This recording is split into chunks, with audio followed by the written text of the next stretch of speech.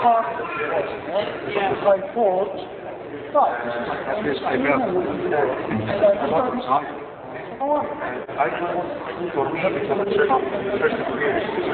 the answer clearly says no. I really had a lot of questions. When I went home, I started trying to answer there's no, you cannot go back except for the even when that experience was with the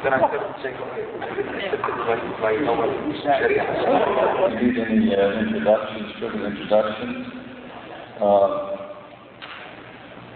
We will begin then on the subject of treatment of minorities in Christianity and Islam. And I would just ask perhaps Christian side or the Christian viewpoint or perspective, whether we could begin with that.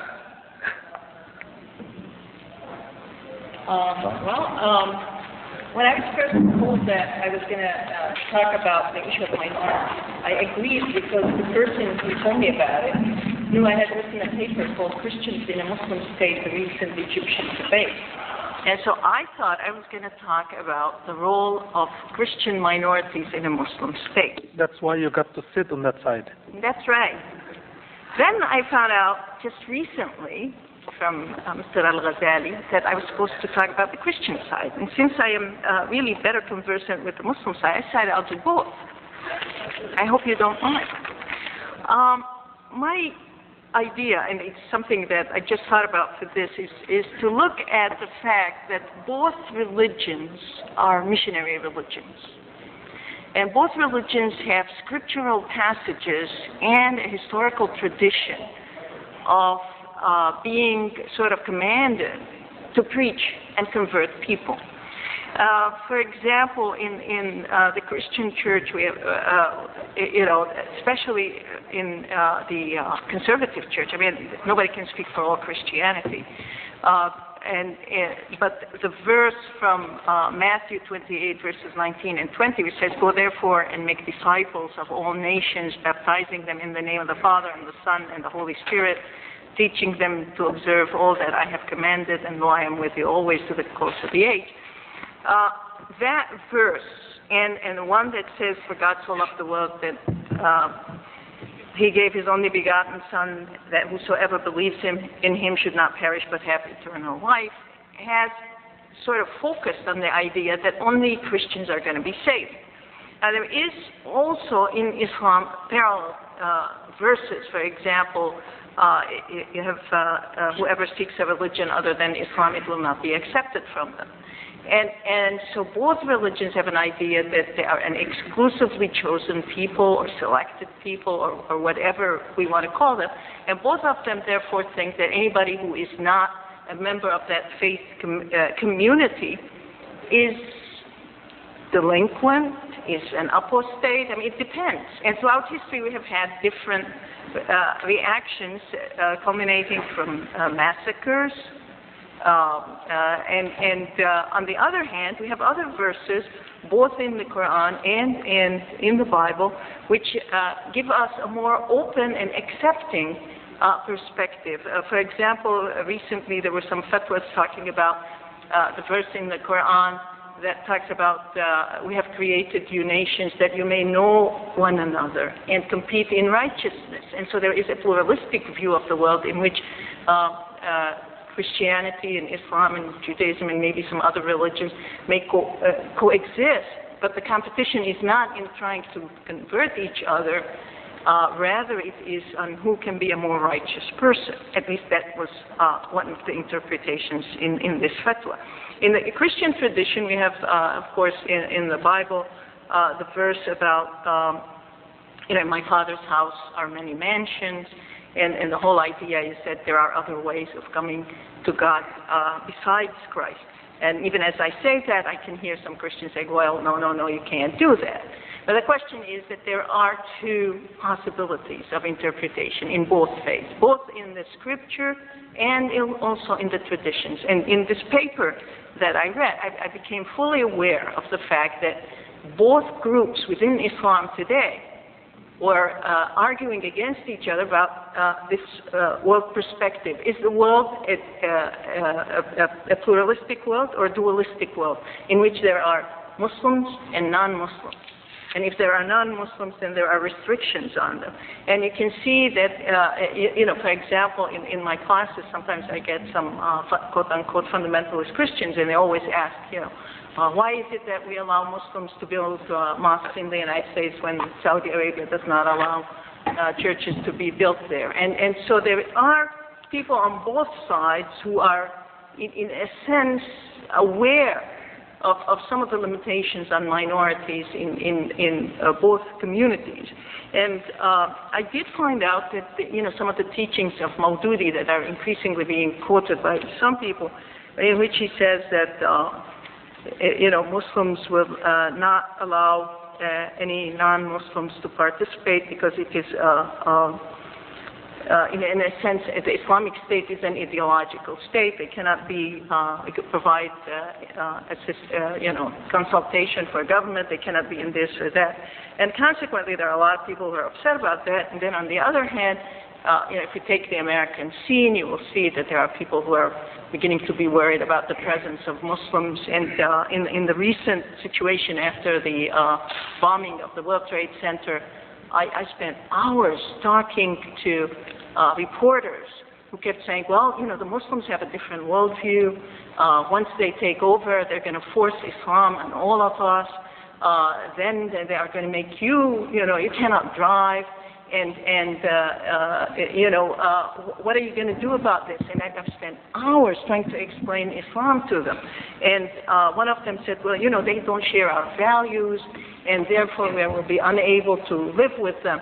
And so that what I'm saying is that what I would like the discussion to focus on is the reality that we accept the fact that we do have at least two traditions and scriptural, historical interpretations that are necessarily contradictory. And the question that both the Muslim community in the U.S. faces is, which are they going to use? Because I've had people call me and say they are scared that the United States is going to put Muslims in concentration camps. And the question is, will the Christians of America become so obsessed with, quote-unquote, this demon Islam that's about to take over the world? Will they accept that Islamism is the next ism or the next evil empire? That is one question that is being raised. Then there is the other part of Western society, which is very open, very accepting, which says that, you can have your religion, you can wear anything you want, and so on and so forth. And the question is how far it goes. And on the other hand, you have people in the Middle East asking questions. If an Islamic State comes into existence, are they going to follow Maududi's teachings? Or are they going to follow somebody else's teaching? How can we tell which tradition is going to dominate once one group comes into power? I think I'll stop here and see if there are other people who want to make comments. Dale, would you like to? Sure. I will perhaps come at this question in a slightly different, but I hope complementary way with Yvonne's presentation. I should explain that part of my role as I work with the National Council of Churches is that I feel, to use the terminology, somewhat dualistic myself, in that I am a part here in the United States of a majority culture, Christianity being certainly a majority religion in this country, and yet my position with the National Council brings me into contact with Christians in the Middle East who are definitely part of a minority. So that bifurcated existence makes life a bit complicated. But I want to expand on that theme of majority and minority, which I understand to be of major concern in this segment, to talk about both the United States and the Middle East out of that background, if I might. First of all, if we start with the United States, I think that what we have witnessed, as Yvonne said, is a progressive demonization of Islam, which has had its impact upon Muslims here in this country. And I don't need to tell Muslims that.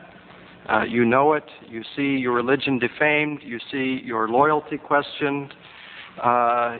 You see all kinds of unflattering images. You see Islam and Muslim attached to almost inevitably negative connotations. That is part of not the human rights question. It goes beyond the human rights question. It goes beyond legality. It has to do with the environment in which people live in this country. And I'm going to advance quite boldly the proposition that it is the obligation, it is the responsibility of the churches to combat those images. I didn't expect applause, but it's appreciated. I think we have tried to do that, but not very well. And the evidence of the fact that we haven't done it very well is around us. There is this new wave. We need to respond in a much more direct way to this challenge to our pluralism in this country. It is not out of charity to Islam that the churches ought to be doing this. It is out of faithfulness to Christianity that we ought to be doing this. So that's point number one, the majority, the responsibility of the churches in a majority culture. But point number two, and this is the harder one to say. As I said, my position brings me into contact with Christians in the Middle East who are in the minority and who have certain anxieties. One of their anxieties is, in fact, the very process of dialogue that Western Christians are eager to have with Middle Eastern Muslims, because they feel that this is power speaking to power, and that in that process of dialogue, the less powerful are left out of the equation. In this case, both the Muslims of this country and the Christians of the Middle East. So one question I put before you is, would it be useful to have a dialogue between Muslims of the United States and Christians of the Middle East to talk about some of these majority-minority relationships? That's a question I put out there. But secondly, I would be less than faithful to them if I did not at least convey some of the anxiety they feel at this point in history. And it relates to the question I asked earlier of Dr. Badawi. And perhaps we can explore his answer a bit more. It has to do with the question of authority. Christians in the Middle East say to me, we have been part of this culture for centuries. We feel that we are part of Islamic culture, even if we have not become Muslims. We take part and take pride in Islamic culture. It is ours in that sense. The difference in the new age that we are facing is the inestimable power of the nation state, which has not been part of the Christian-Muslim reality in the Middle East in the past. The nation state is a relatively new phenomenon, and certainly the power of the nation state to enter into the lives of people in the way that it can is a relatively new phenomenon.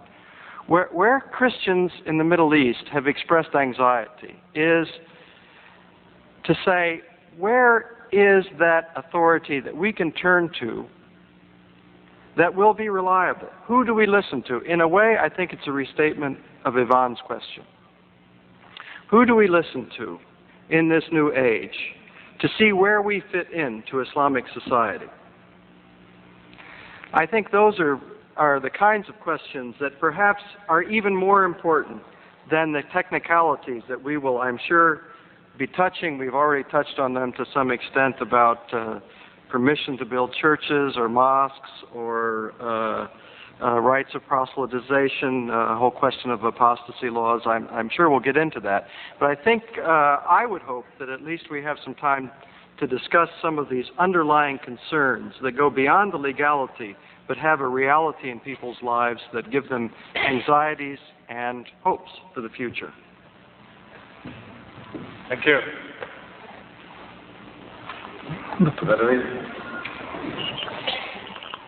I'd like first to tell you what I was planning to do. One is to raise the issue of dhimmis.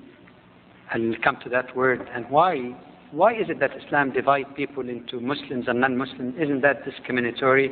Does that give them a second-class position? Secondly, one remark again about the underlying or underpinning of Muslim attitude towards minority. And thirdly, that's the most important part, the duties and responsibilities. First of all, as you know, in nation states today, people are divided basically on rigid things that cannot be changed, that you cannot really change by language or skin color or others. Islam, being based on belief in Allah subhanahu wa ta'ala, chose to divide people differently. That classification of Muslim and non-Muslim, as we'll see, is not a classification of superior, inferior in terms of treatment, and we'll try to show that in a minute, especially when we explain the true meaning of dhimmi. A lot of people took the word dhimmi as an insult, and they lack the understanding between status or a state and a contract. Dhimma comes from the Arabic term which means covenant, and dhimmi means the covenanted people, the minority who are not Muslim living under the protection of Islam. And dhimma actually literally means that they had the covenant of God, His Messenger, and the believers, the Muslims, that their rights shall be protected and not infringed upon. In fact, I find that more advantageous than not having that distinction at all. If in a democracy, for example, you say, all right, everybody's the same, let's make it by votes, and you happen to have 5% Christians, they could be overwhelmed by the majority votes. But by having dhimma, or covenant, ingrained in the Quran, which is unchangeable, in the teaching of the Prophet, which is unchangeable, and a duty of the Muslim to follow on that, that means that this is irrevocable. Second aspect about covenanted people also, aside from being a contract, not a status, is that it is a different kind of contract also. It is an irrevocable, eternal contract. It can only be broken if a person, for example, become a Muslim, so there would be no need to classify him as dhimmi, and that's why it's open classification, not like classification by language, which you can change, or race. Or if the person leaves, chooses not to live with Muslims and join countries that are hostile and fighting against Muslims, in which case he have already chosen not to be a covenanted person. Another aspect is that this distinction, like I said earlier, not only protects the rights of minorities, which otherwise would not be there if there is no distinction like this. In fact, as I'll see later, it may even make some of the punishments that could be meted to Muslims not applicable to them. A Christian, for example, who drinks, according to many scholars, cannot have the punishment for drinking.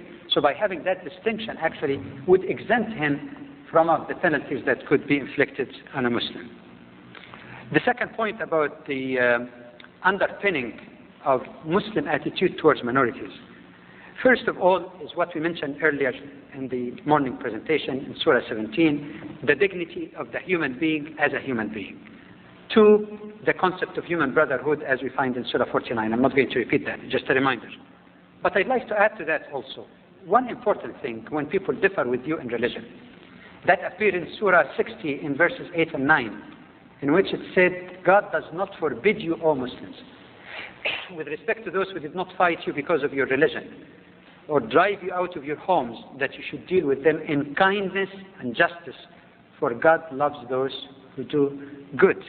It becomes not a matter of nicety, but a religious commitment and obligation to be kind to non-Muslim citizens living under Muslim protection if they are not hostile and working against them.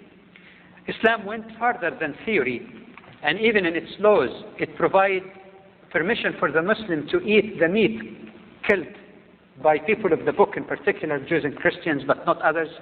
It allowed even some form of intermarriage between Muslim and Christian. And since the Quran say that marriage is peace, tranquility, love and compassion, how could one say that Islam teaches a Muslim to hate or mistreat non-Muslims if that non-Muslim could be his own wife? It's very simple, very logical. Furthermore, the Quran also removes this attitude of fanaticism. I'm not saying some people will not be fanatic, but the Quran itself removes that attitude by clearly stating that if God willed, He would have made people all one nation, means one religion. But it says God will test you in what He gave you, like Dr. Haddad also referred to some of these statements in the Quran. Which means, indeed, that it tells Muslims, take it easy. Yes, there could be an issue of so-called theological correctness. A Muslim sees theological correctness in one way. وَمَنْ يَبْتَغِ غَيْرَ الْإِسْلَامِ, like Dr. Haddad referred to, that Islam is the true faith of all the prophets, not only of Prophet Muhammad, of all of the prophets, and this is the true monotheistic faith. That is theological correctness in the mind of the Muslim. Theological correctness in the mind of the Christian, that God came in the form of a human to save mankind through His grace. Everybody considers himself correct theologically. But the Quran also teaches that there's a big difference, and that's where I respectfully disagree with Dr. Haddad. There is a difference between the fact that you believe in this as the truth, and this is the theologically correct thing for you, and to infer from that because you are correct theologically, you have to mistreat somebody who is incorrect theologically. And these are two different things. Because the Quran always defers judgment to God in the Day of Judgment. In fact, one verse, لَيْسَ بِأَمَانِيِّكُمْ وَلَا أَمَانِيِّ أَهْلِ الْكِتَابِ. It's not by your wishful thinking, you Muslims, or wishful thinking of the people of the book. So theological correctness is for the Day of Judgment. In this life here, there could be nothing but justice. The other point that relates to that before coming to the specific right is what the Quran said it clearly, and I quoted in the first presentation. The universality of justice, even with the so-called enemy, let alone somebody living in peace with you, even though he doesn't share your religious belief. As far as the duties and responsibilities, I followed the same approach in human rights by dividing them along the 5 purposes of Sharia: protection of faith, religion, mind, honor, and property. Very quickly, protection of faith. The Quran is quite clear. Whether you believe yourself theologically correct or not, لا إكراه في الدين. Let be no compulsion in religion. And we find that this is not only theory, historically speaking. This is what the Prophet wrote to the people of Najran. This is what Umar, the second caliph, wrote to the people of Jerusalem. If you read the documents, it's quite clear that you're free to practice your faith. Nobody will interfere in your church. Nobody interfere with your clergy, their appointment or removal. It is all up to you, in addition to safety of your property and your practice. Secondly, the Quran clearly says that even if you, so-called, believe in your theological correctness and the incorrectness of others, don't degrade the religion of others, even pagans. In one verse in the Quran it says, don't curse those gods that others worship besides Allah, so that those people will not be provoked to curse God. But for the people of the book in particular, it is much more than that. It says, tell them, we believe in what has been revealed to us and what has been revealed to you. Your Lord and ours is one, and unto Him we submit. Which means, yes, there are differences, but try to look for the common ground. In addition to the verse cited earlier by several speakers, argue not with the people of the book except in ways that are best. That means respect their belief. You disagree, argue, but in a polite way. Thirdly, the aspect of religion that relate to practice of their faith in freedom, including, according to some scholars, the procession in their particular festivals. Scholars differed as to whether that could take place in a city where the great majority are Muslims or not. We find scholars like Abdul Karim Zidane said that if there is no problem of conflict or lack of public peace, it is permissible even in cities that are predominantly Muslim to let the Christian go even outside, إظهار شعائرهم, and they go out in their procession. Fourthly, about the question of building churches or repairing churches or having new ones. I'm not getting into the details because I mentioned earlier that jurists did differ in so many issues. I'm giving you perhaps the one that I feel most adequate for a pluralistic society in which we live today. And the only issue that I find unanimity among scholars is only to prohibit building churches in Hijaz. That's in Mecca, Medina, Ta'if, and this particular, not the whole of Arabia even, in the area of Hijaz being the heart of Islam. It's just like asking to build a mosque in the Vatican. This is perhaps an analogy. And this is a very tiny place of the whole wide world. Other than that, I find, for example, people like Imam Shafi'i say that it is permissible for non-Muslims, Christians for example, to build churches even in Muslim predominant areas or predominantly Muslim areas. Finally, on the question of religion, the point that I mentioned earlier on passing and that is the issue of personal law. This is more than what modern democracies have done. In the United States, you can't have a Jewish divorce or Islamic divorce legally. It has to go through the court. So there's one set of secular laws that's imposed on everyone. Under Islamic system, 99% could be Muslim. The 1% Christians are not under the jurisdiction of Islam and Islamic courts in their personal law, and they are up to their own churches. The second aspect, protection of life. 4 points. First of all, as Ali radiallahu anh, the fourth caliph, put it, that these people accepted the contract of dhimma, or covenant, or protection, so that their blood would be like ours and their money would be like ours. That's the safety of their person and property would be exactly like Muslims. The very famous statements, لَهُمْ مَا لَنَا وَعَلَيْهِمْ مَا عَلَيْنَا. For them, that's non-Muslims, what duties that we are required to do, they have the same obligation, and for them are the same privilege. Some people have misunderstood one hadith of the Prophet. I'm not going to detail that no Muslim could be killed because of killing a non-Muslim. This has been grossly misunderstood because it referred to people who were in fighting with Muslims, and that was in Mecca after the conquest of Mecca, before the contract of dhimma or covenant was established. And there are references, authentic references, in the days of the Prophet and Umar ibn Abdul Aziz, one of the Umayyad rulers, that actually a Muslim was executed because he killed a dhimmi, a covenanted non-Muslim. Second point is the case of involuntary manslaughter. And the text is right there in the Quran, that the monetary compensation and the freeing of a slave is required of a Muslim as it is from a non-Muslim, so long as you have a treaty or covenant with those people. Thirdly, in the question of qisas, or retribution for other than murder, like aggression or injury, again, according to the Hanafi jurists, it is exactly the same for Muslim and non-Muslims, which means a Muslim committing aggression against a non-Muslim would be entitled for having the same kind of retribution. Finally, something amazing. I was struck myself even to read it, that even if a non-Muslim kills or commits murder, the basic rule is that he is to be punished like a Muslim, just like in the United States in a secular law. They don't ask the religion of the murderer. The law applies to the sin because that's criminal law. But one amazing thing that is beyond democracies, liberal democracies today, is that in Islamic rule about murder, if the family of the deceased forgive, then it is okay. It is not a had, it is qisas. In other words, forgiveness is permissible, but again, my understanding in American law, even if the family forgives, the criminal must be punished. The third issue, the protection of dignity, as I called it, not just dignity. First of all, if a Muslim commits adultery with a non-Muslim, a covenanted person, he has the same punishment. Number two, if a Muslim accuses a chaste woman of the people of the book of adultery, he is to be punished exactly as if he accused a Muslim woman, and he's got the 80 lashes for that false accusation, at least according to the Zahiri fiqh. Thirdly, the dignity involves the freedom of the person, just like a Muslim. You cannot be arrested arbitrarily without accusation. Freedom of movement, freedom of being hurt or harassed. And let me give you 3 examples from the words of the Prophet. In one he says, if anyone do injustice or commit injustice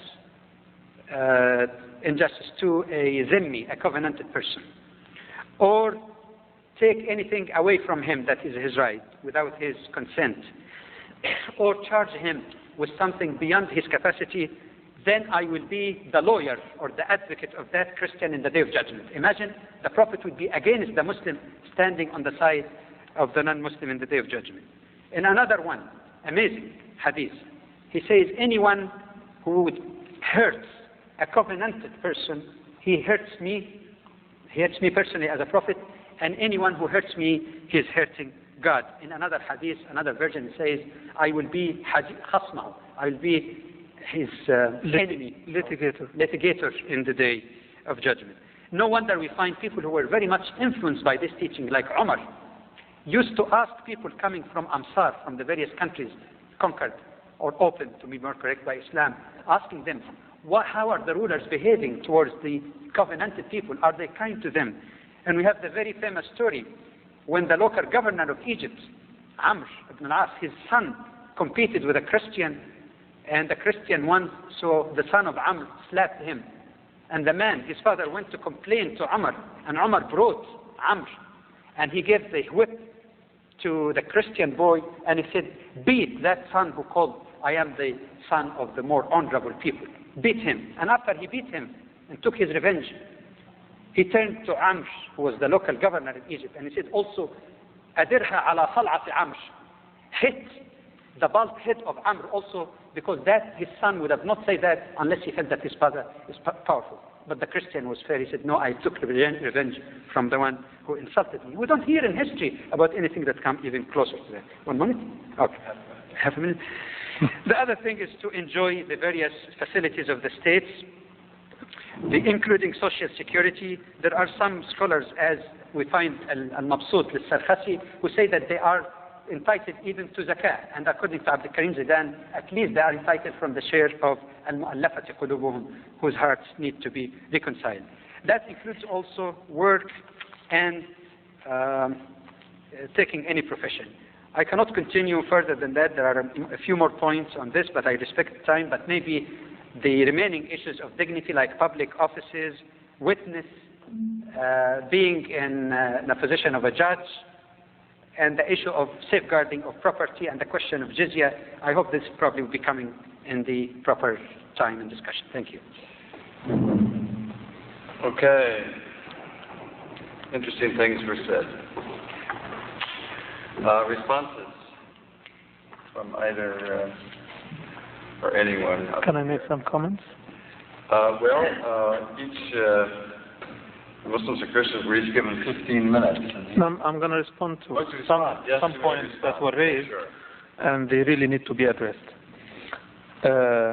On the issue of building churches, when the Quran spoke about the purity on earth and the corruption, it addressed it in a social movement, saying, had it not been for Allah pushing people by each other, then destruction would have overwhelmed. And it did not start by mosques. It said seclusions, places of worship, places of business, prayers, and mosques. And the places of seclusion in Arabic, Dr. Haddad, is sawama. The sawma where the priest or the minister would take seclusion in particular. So the Quran did not forward mosques before the sawama in attention, in importance, in this regard. So I believe that there is this kind of like, to me it is unsolvable problem, unfortunately. There is this assumption that others think as others and look at me as others too. And it works both ways. And it is difficult to remove. But I believe that the difficulty that Muslims face much more so than Christians is that a Christian can hold a Muslim by his book. You can open the book and say to the Muslim, you can do that to me. As a Muslim living under a Christian, predominantly Christian country, I can't open the Christian book or reference and say, here is what God says. I would like to hold you to that standard. In terms of detailed rights, I'm not talking about general principles. I'm not talking about general niceties that would come and go depending on who's in the office. I am talking about fixed, known, determined rights that no one should play with. It is extremely difficult. And I believe that the Christians are really put on a very awkward platform having to discuss this because of that same reason. That I can quote hundreds and hundreds of verses, traditions of the Prophet, statements, situations where Islam stood, as Dr. Badawi kept, reporting to us, while on the other hand, I find it quite difficult to find, and that is not the fault of the Christians or Christianity. After all, the Christian faith as embodied in the Bible and biblical writings has come well before the coming of Islam. How could it have foretold in detailed manners that there is a Muslim nation coming and these are the rights of these nations. What happened is that Christianity, in my humble view, only foretold about the Prophet, as Muslims assert from the Bible, Old Testament, New Testament, and Jesus has also foretold about false prophets. I believe if Jesus had believed that there will be no prophets after him, he would have made a very short statement. I don't need to warn people against false prophets. I can tell them anyone coming to claim prophethood, he is not a prophet. But that's not what he said. So the whole thing about Christianity not addressing the rights of Muslims makes it quite difficult for Muslims to feel at ease and at peace if they live as minorities in a predominantly Christian society. And I have other comments to make, but I would like to leave time for others to participate. Yes, okay. Yvonne, did you want to? Just briefly, I mean, I've written this, 40-page paper, and everything you said is in this paper. I also have the ideas of Wayne and Al-Awla, which go beyond, to mostly Badawi. And it's incredible stuff, some of the new interpretations. But they are interpretations. And you say that you hold us to the book. And the question is that if you take what is happening in Cairo today, some of the Jamal Islamiyah are holding the Copts there to the book and saying, well, we have the Jizyat al-Musawirun. And therefore they're saying they demand, it's a misinterpretation maybe. I'm not saying that that's what the right interpretation is, but they are using the book, and this is what I'm talking about right from the beginning. This is why I quote the scripture. Because who is interpreting the scripture? And our biggest problem is, right now we don't have a Christian state. Okay? We have a secular state, and the rights theoretically are equal for everybody. But my name is Haddad, I may be treated differently, right? But that's not the issue. The issue is we don't have a Christian state, and you cannot take the Bible and say it. But if we did have a Christian state, maybe you could take the Bible and say it. But I don't know. But there is a demand for a Muslim state. Okay? And the issues the issues I am raising now are the issues people raise when I give this lecture, which goes even beyond what Dr. Badawi said about Samah and Islam. And these are the issues that come from the audience who say, okay, explain to me then, if we are going to hold them by the book, why do they come say, quoting the Quran, and say, Wahum Salihun? And what does that mean? Okay. Could I respond? Yeah, okay. Maybe some of these terms are slipping by some in the audience, so you may want to translate the Arabic. No, I yeah, okay. Translate it to a different translation? I know. Okay. Two basic points. The first is that when we speak about interpretations, I get to disagree with the Dr. Haddad. She's a very good friend of mine. I have the greatest respect of her. But if I understood you to say that these are new interpretations, the answer is that's not the case. Some are new interpretations. Some, as I quoted when I referred to Al-Mabsut, Al-Sarqasi, or the Hanafi fiqh, I'm referring to interpretation that... Right. You said it was eternal. What now when you say, no, it's not eternal, it's in What's not eternal? fulfillment. Okay. Okay? Okay. And therefore I'm saying this is a new interpretation. No, I don't think They that... said that it is over. Yeah. Because they said we had the covenant and we said we will protect them, and we didn't. I think it's a matter of terminology again. Let me explain that. Just to clarify this, Dr. Badawi mentioned that the dhimmi is not a status, it's a contract which is eternal. Now, I think that's very, if you lived in the Middle East, that's very, very significant, because something that's a contract and eternal can never be changed or modified. So let's hear. I'm glad that Dr. Haddad raised this issue, because sometimes there is a little bit of misunderstanding of what it means. What I mean by eternal here, that it is not up to the government to come at any time and to tell to the covenanted person, you have no protection anymore. Eternal, it means it does not need any renewal as such. It gives him protection. What Muhammad Salim Al-Awwa and others are saying, it's different. What they're simply saying that in a pluralistic society like today, where both Muslims and Christians participate in all affairs of the state, there is no longer a need to have the classification of dhimmi or non-dhimmi. In other words, that was used at a time when it was useful for certain purposes. But there is no need. When Christians were a majority. Exactly. So there is no contradiction. What I'm simply saying is that if the contract of Zimma is there, you cannot deprive the covenanted people from it. But is it religious to have Zimmis? Not necessarily, except in one thing that is protected in the Quran, that they are not subject to your rules in the matter of personal law. They're not to be punished for drinking because in their religion they believe it to be lawful. The other also point that I feel there's some beclouding about it, when you talk about, for example, whose interpretation to take, like I said earlier, Islam is not a monolithic thing. And through the process of ijtihad is not individual, and I don't know whether you consider that fortunate or unfortunate. Muslims don't have a pope. That was the mistake in the media, that when some statement come about Rushdie, oh, this Islam. That's not Islam. In Islam, qualified scholars could differ, could offer more than one opinion. It's subject to debate. And usually throughout time, just like it happened in science and other disciplines, the evidence is discussed, and you can easily discover that some opinion gets more prominence because of the stronger evidence. Some opinions that are not accepted at one time, with the change of circumstances, wisdom in those opinions can be seen. Now, when you say that people, for example, like jihad and others, would say no, that these people should pay jizya or tribute, an yadin wa hum saghirun, again, we come to the translation. People who do that, or who try to make this interpretation, are exactly like the same people who pointed to the Bible and said, this justifies the Crusades. Of course. And the reason why you get this erroneous type of interpretation is oppression.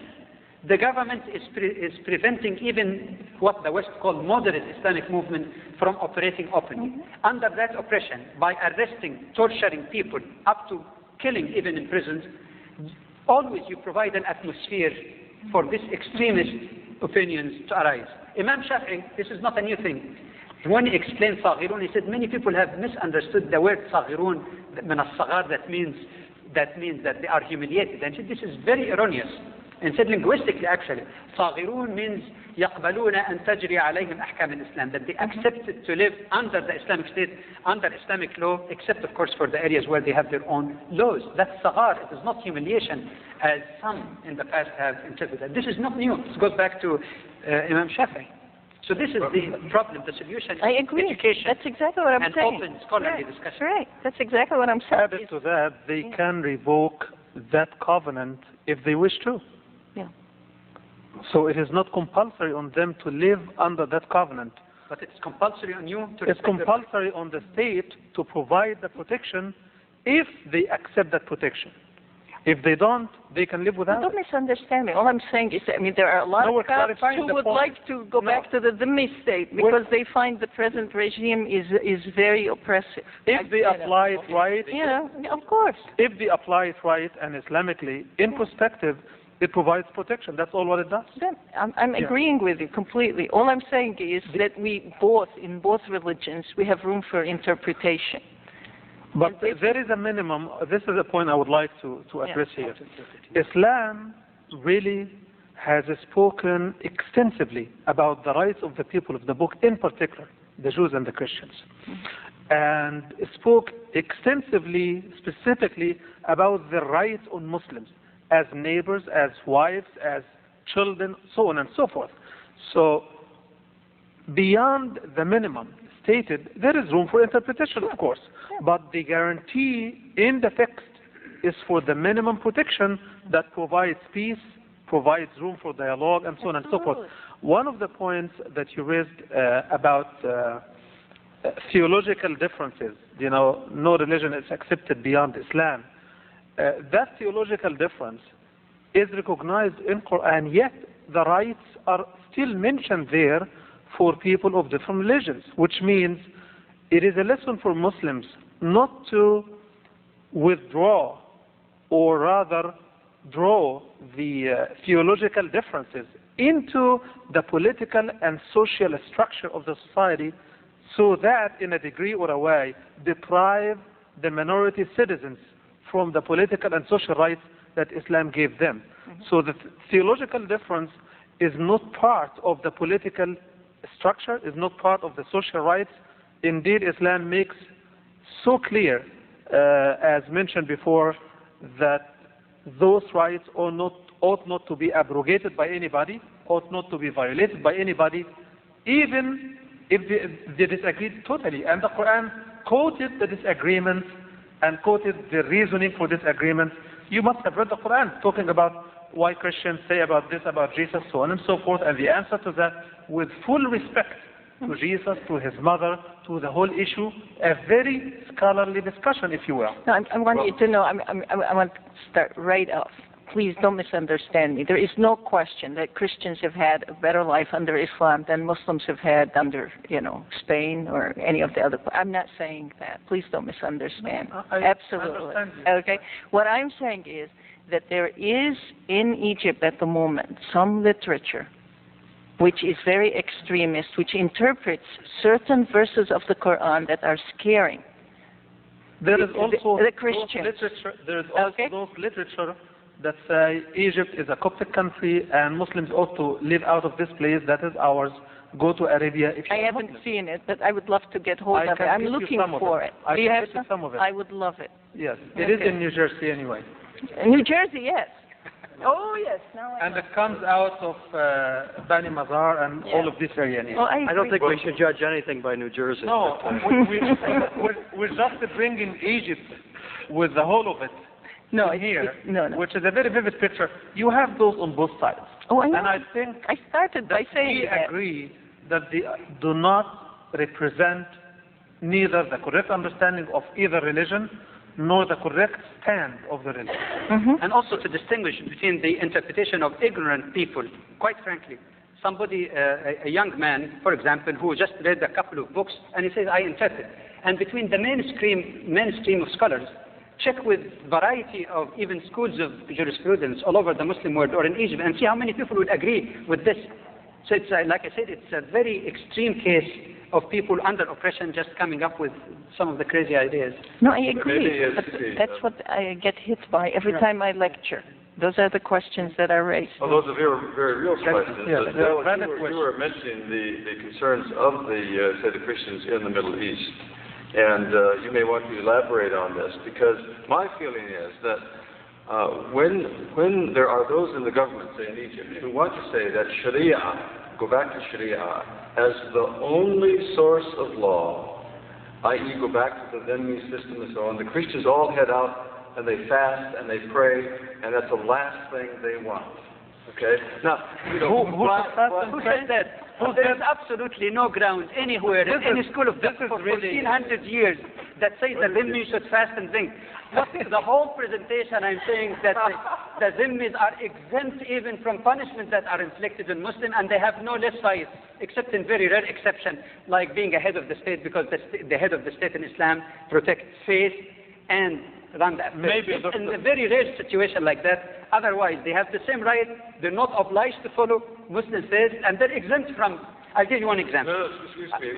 My point was that if they want to make the Sharia the only source of law, positive law, that the Christians ask, well, what does this mean actually in detail? And we've heard a lot about there's so much clarity, Yes. but many of them say if we want a detailed description of what this would mean. Ask a specific question. Cases, you see, they say that no answer is forthcoming. I think the problem again is lack of understanding what Sharia is and stands for. Applying Sharia means that you don't interfere in their personal law. But they understand it differently. But that's lack of understanding. They think that Sharia means we have to follow Muslim law in every respect. No, it is part of Sharia to let them have their own Sharia, if you might, well, in their personal affairs. If I could interject, although I'm really reluctant because this is Getting interesting. It's a good discussion, I think. I was asked some time ago to write a little treatise on religious freedom in the Middle East. And that already was a challenge to write a little treatise on religious freedom in the Middle East. But one of the distinctions that I found useful in doing that is in talking about what we mean by freedom, and I think this applies then both to both the Middle East and elsewhere, and the United States. That's where I'd like to shift some of this discussion back as well, is what do we mean by religious freedom? I understand that as being both a freedom from certain things, and Dr. Badawi has certainly referred to those limitations upon the powers of the government, an Islamic government, the Sharia faithful government, what it can and cannot do in terms of the dhimmis. And that's fine. Freedom from persecution, freedom from desecration of religious places, freedom from interference in worship. There are all kinds of freedom froms.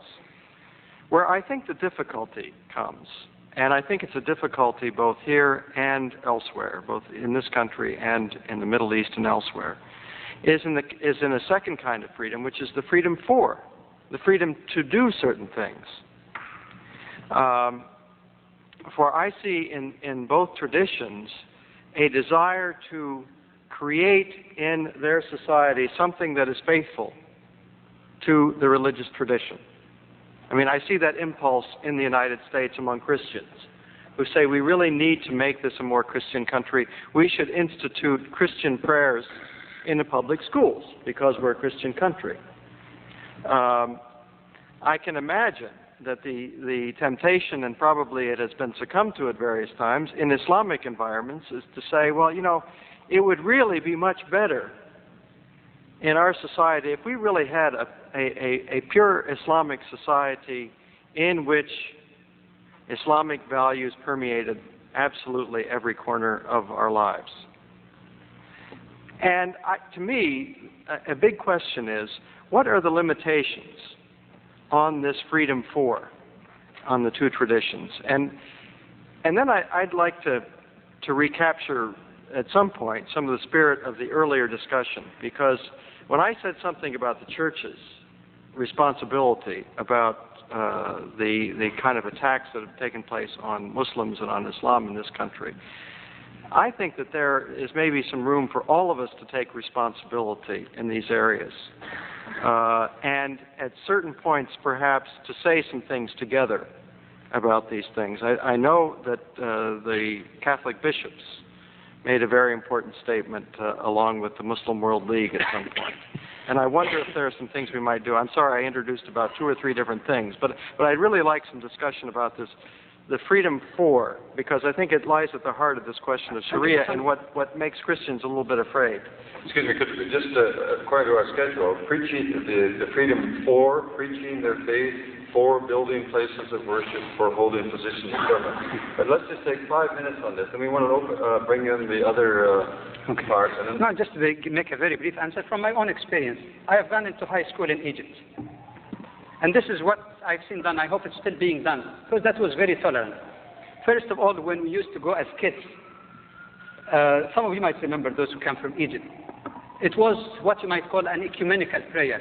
يا إله العالمين يا مجيب السائلين هب لنا منك رشادا وسدادا ويقينا. Nothing that's offensive to Christian or Jew. O Lord of all mankind, all the universe. O you who respond to those who pray to you, give us guidance and success in our lives. I have no problem at all if somebody in the United States bring Muslim children and have a statement like that, but not necessarily say, and in the name of the Father and the Son and the Holy Ghost, to have truly ecumenical. I have no problem with that. Secondly, whenever we had a religious studies class, I have seen it with my own eyes. At the same time that our Quranic study classes are scheduled, they would also collect the minority Christian from different classes, bring a priest, and they go to their own class and get on their teaching. And I read you this morning from the statement from the head of the church, the Eastern Church in Sudan, that the government even trained the teacher, give them all opportunity, let them have their own Christian curriculum to teach their own children. I wouldn't mind if in America, even though I know there is a constitutional problem there, but I wouldn't mind it at all if teaching Christian values or religious values would be presented in the school, either in an ecumenical way, not necessarily from one point of view or the other, in a comparative religious standpoint, in a fair academic way, or to have Christian values taught, but allow Muslims also to have Islamic values taught, and it's beneficial for both. Just 1 minute. Just 1 minute. You're being censored. One of the things that Islam brought to the scene is the recognition of the Jews and the Christians as a community. It is mandated on Muslims to recognize these as a very integrate part of our community. So the so-called pure Islamic society, as being quoted here, does not necessarily mean extermination of others or elimination of others or driving them out or ethnic cleansing, in other words. So the pure Islamic society is a society that resembles the Quran, dealing with Muslims, non-Muslims, pagans, idol worshippers, anybody that comes in a fair way, in a just way. So the pure Islamic society, as people try to say, we want a pure Islamic state, it doesn't necessarily mean extermination of others. I wanted just this to clear. Thank you. That's important. Could I ask 4 others to join us? The discussants? Jean and Lois, would you be willing to come and join us? Mohammed and Sister Bay?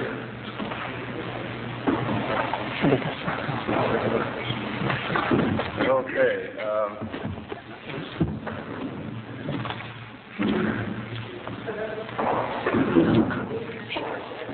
I'm publishing it. I think it's a good idea to not have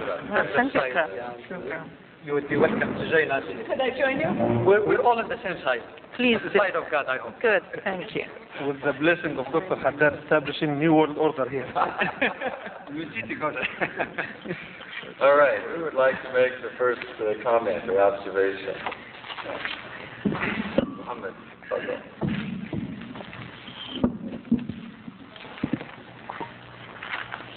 I find it, in a way, quite legitimate for minorities in a predominantly Muslim societies to have certain concerns as to what the future would hold for them when an Islamic state is established.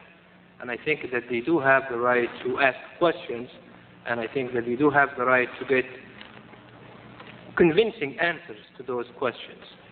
That in recognition of the historical gap that has taken place for a host of reasons between the last model Islamic state that was in existence and the present time, and also in light of the environment, the present environment in which many of those Muslim societies exist, from lack of freedom, oppression, and so on.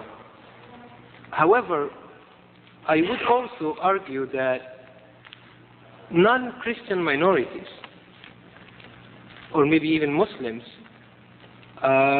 do have legitimate reasons living in non-Muslim societies, predominantly Christian societies. Now, we seem to be equating the West in general as a whole, as a lump sum of communities, whereas in fact, at least in my personal opinion, I think the West is in fact, its treatment of minorities is not all the same. The western part of Europe has vividly taken a distinct position, distinguished from at least the predominant position of the Americans regarding the minority or the situation in the Balkans, the Bosnians. So that gives legitimacy to Muslims as a minority living under non-Muslim society to probably have those questions addressed, especially when lives are indeed at stake. I'd like to raise that issue and see whether there are thinking from the Christian as well as the Muslim side related to the treatment of minorities in a religious context from a Christian standpoint. I have an answer. Want to try? Sure. Right. Jean, did you want to venture a comment on that? Not going to be my most popular comment.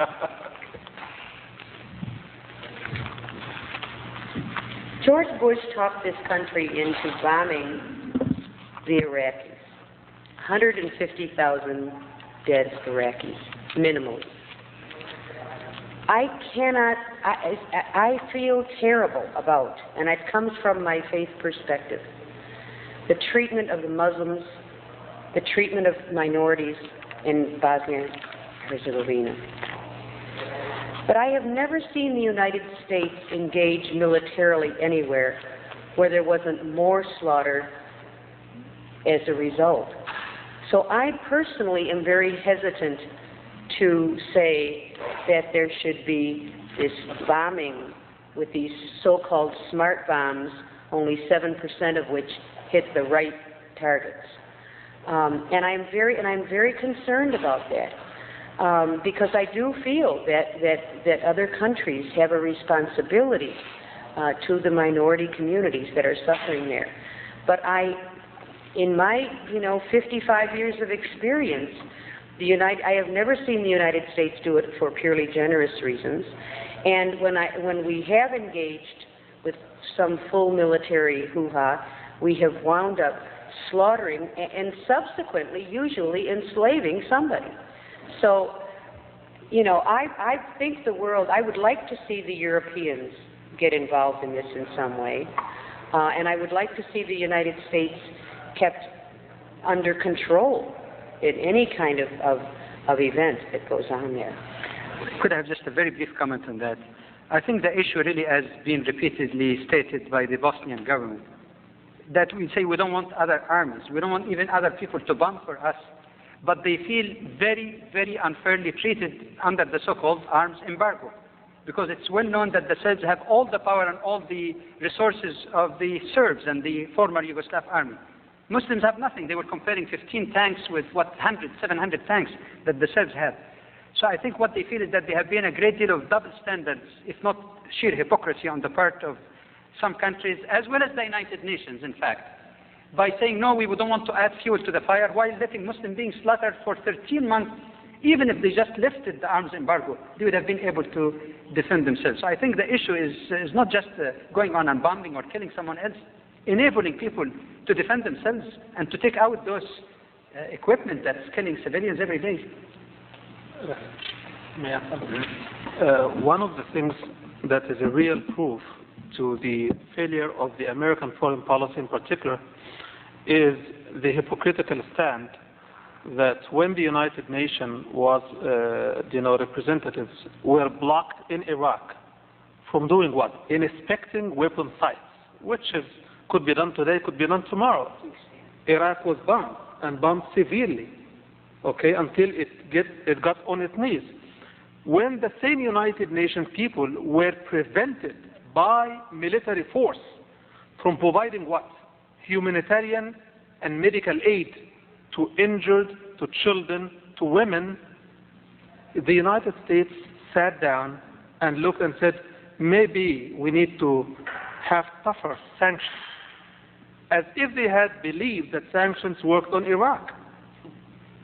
And they have said all along, sanctions alone are not going to do it, and this is why they bombed Iraq. This is why they sent 500,000 men and women to fight. So this hypocritical thing cannot be understood in congruency with neither Christianity, nor Islam, nor American foreign policy, except in a hypocritical context. And this brings a lot of pain to many Muslims, because you look at the situation there, and we are talking about minorities, and we cannot ignore this slaughtered minority there in the heart of Europe, where the NATO alliance do not lack the weapons. They are not waiting for the United States to send people. They should be moving. And correctly stated by Joe Biden after his visit to Bosnia, and when the Secretary of State was testifying in the Senate, Biden said, had this we know, and the European community know for a surety, that if Muslims were doing what the Serbs are doing today, that could have been a completely different story. And it calls upon the integrity of the United States. It called it into question, from the popular standpoint to the administrative political standpoint. People are not rising up in arms in America because of justice. And I believe that the media has a responsibility too. But I believe also that the Christian, Muslim, Judaic, ecumenical community in America did not take a solid stand to make their loud voice penetrate through the White House and the Senate and the Congress to make sure that justice is done. At least similar treatment, the minimum. Yeah. Well, I wanted to go back to what I thought was a kind of underlying question beyond Bosnia, and I agree with the comments that have been made in terms of double standards. I think not only in the case of Bosnia, but also in the case of Palestine, in the case of Lebanon, in the case of Cyprus. There have been a whole series of UN resolutions that have been enforced, or that have not been enforced, and then suddenly we have a series that were meticulously enforced, even beyond being enforced. In the case of Iraq, where the no-fly zone, which was never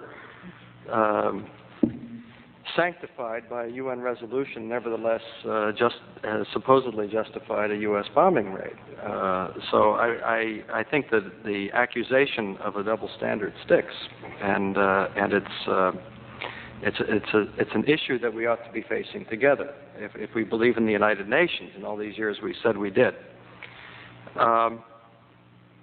But I think on the underlying question, which is, do Muslims have things to fear when they are a minority in non-Muslim societies, which I heard that question being asked, is I think they do.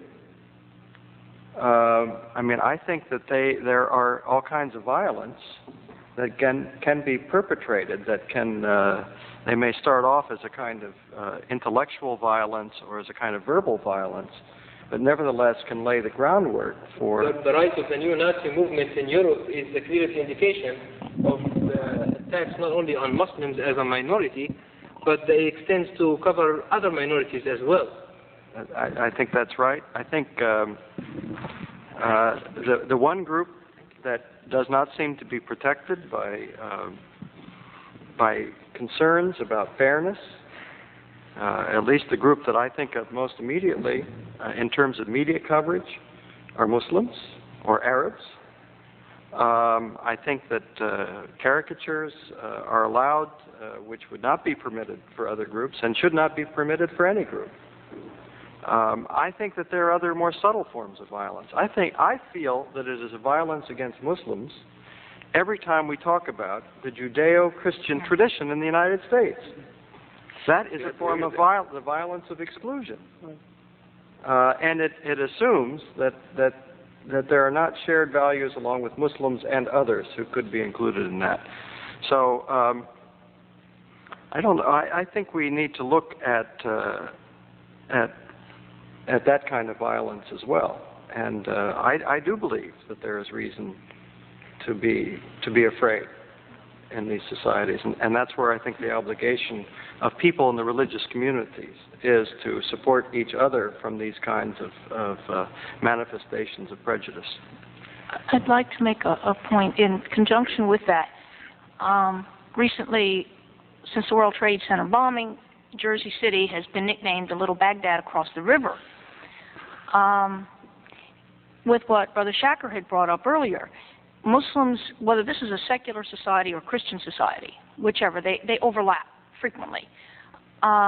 There is not a protection that is guaranteed. There's a constitutional protection for people, but there is also, this can be slanted and slid around, and I've seen it.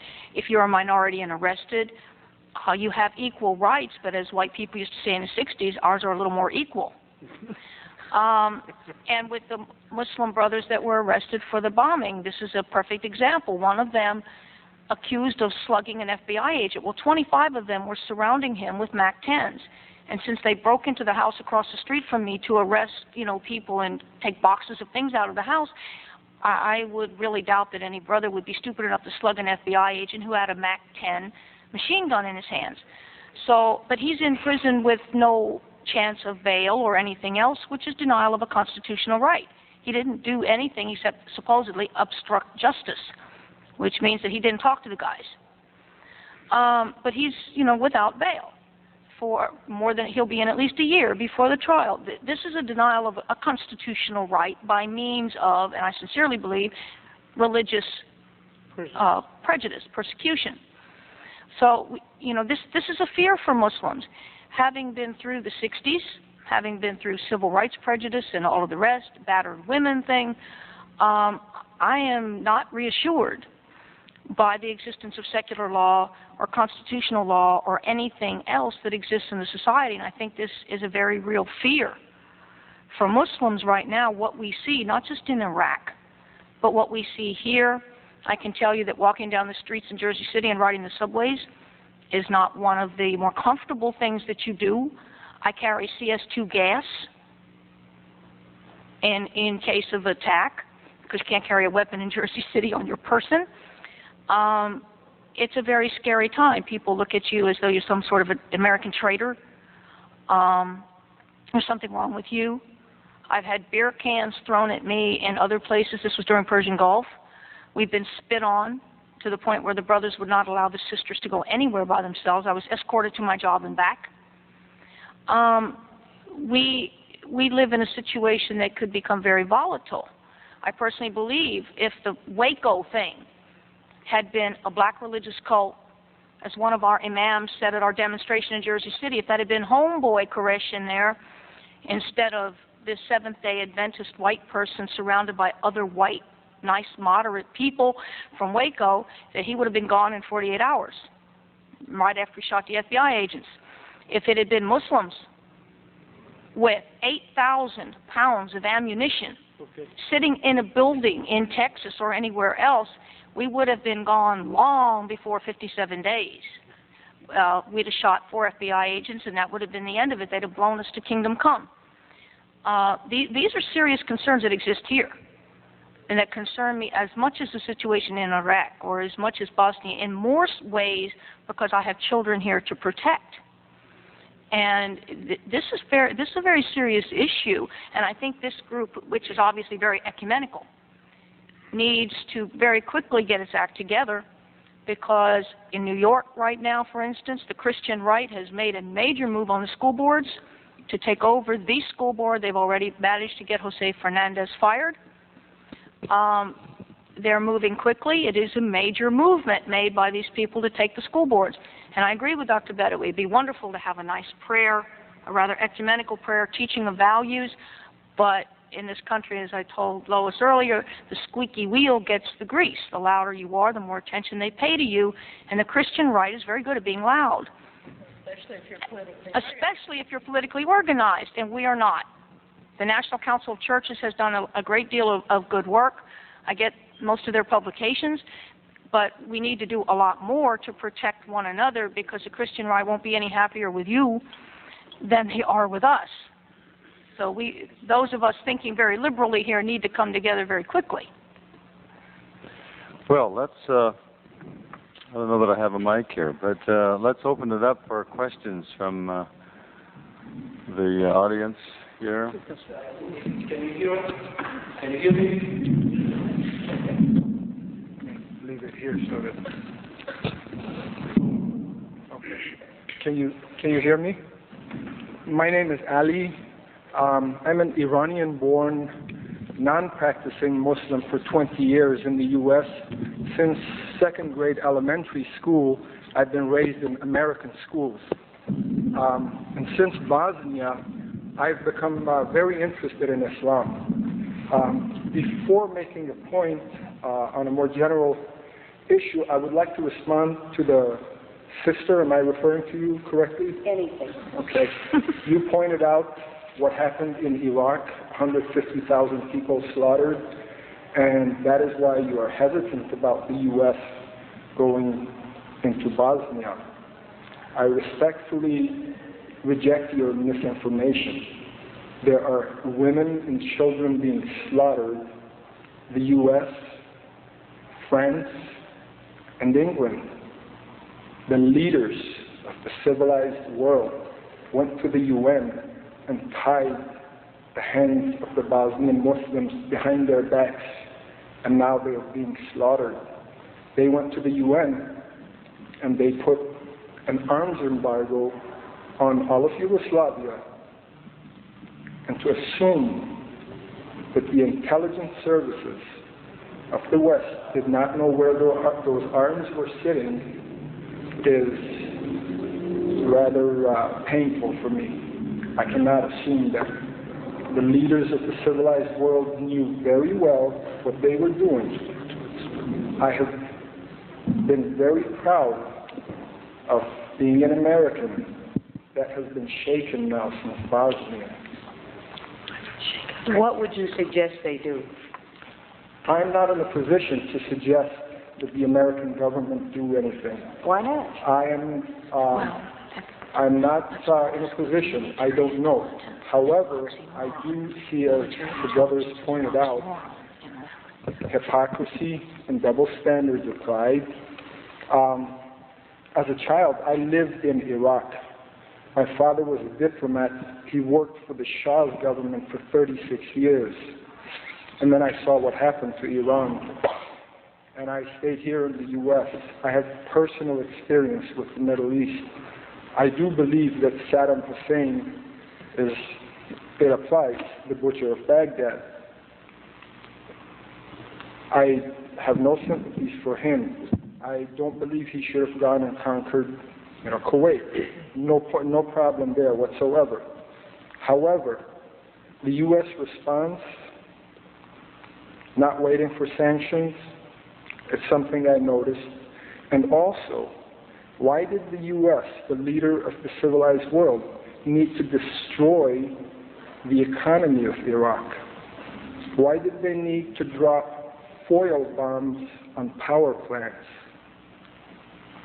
That only causes the complete destruction of the power grid. That power was supplying water to children. And why did they not get Saddam Hussein? These are questions I have. What do I think they should do in Bosnia? Number one, they should not have tied the hands of the Bosnians. But now, what? I don't know. I'm not in a position to tell the U.S. or the Western world what to do.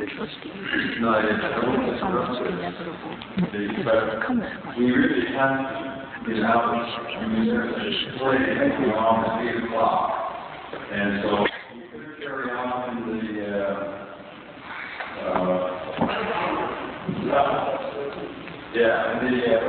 What if we take 20 minutes to conclude? Dr. Vogler, there is a suggestion to continue this for another 20 minutes and conclude. Can I do that? I see. So that makes it also informal, so that you take your... So let's say you move on into the lounge there. Sure. Yes. I think the discussion towards the end became highly politicized. I would have some elements of that would be fine. It went a little off track. Everything is political anyway. Thank you so much. Even the air we breathe.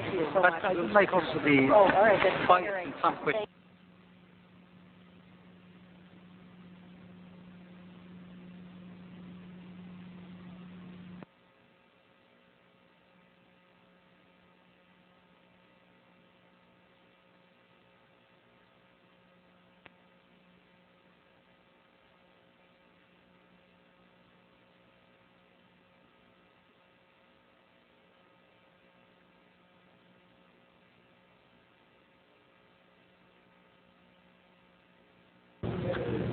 Once the truth becomes a casualty, that we're all at risk.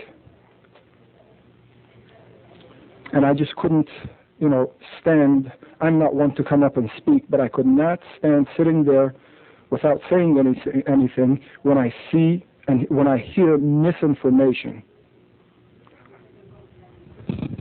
Thank you. Would someone that you'd like to respond? Not as much to respond. I think he made his point very well and he elaborated on his feelings. Most of us probably share the same feelings with regards to the atrocities of Bosnia. However, I'd like to take another spin on the discussion of minorities and again bring it closer to home here with a little a couple of stories that I'd like to relate. I had a friend of mine who has been in this country for over 25 years. He's an engineer. He's been working for a company for over 22 years of his stay in the United States, and he was laid off in the past recession, which probably continues. He looked all over for a job, and he went to an employment agency, and the person that was taking care of his resume and his file at that company told him frankly that he is, the powers that he's up against, and he said that you have a handicap, and the man looked at himself and he said, I'm not handicapped, I'm physically fit, I don't smoke, drink, this, that, or other, and I told him that your name serves as a handicap. His first name is Muhammad, and he said that if you put a different name, at least a different first name, other than what you have, he was very frank with him, and he was an American, of the Anglo-Saxon community, if you will. So that was a shocking statement to make to that particular individual. Another story that I'd like to probably also equally relevant is I work in a company that can be considered a very liberal environment, a research and development blue chip kind of company, and I work as a computer scientist. And one of the programs that they had, to the extent of being as liberal as they are, was just a meeting just like this on women in Islam, to which I was asked to address. And one of the points that they brought about is many of them, even among the women that were present, some of them are department heads and engineers, said that yes, we went to schools and universities in Chicago, in Illinois, in other urban places. We saw Muslim women studying the same classes that we were taking, and they excelled, and they did very well in the academic arena. But when we came to corporate America, we didn't see any of them. And at this point, they recognized that there is an environment that kind of works as an obstacle for those career-oriented women that deter them or outright reject them from being, given their full potential of their whatever they learned in their schools. So that, in fact, also brings the point of minority relations closer to home. And I'd like to see if you wish to address this particular issue. Anyway.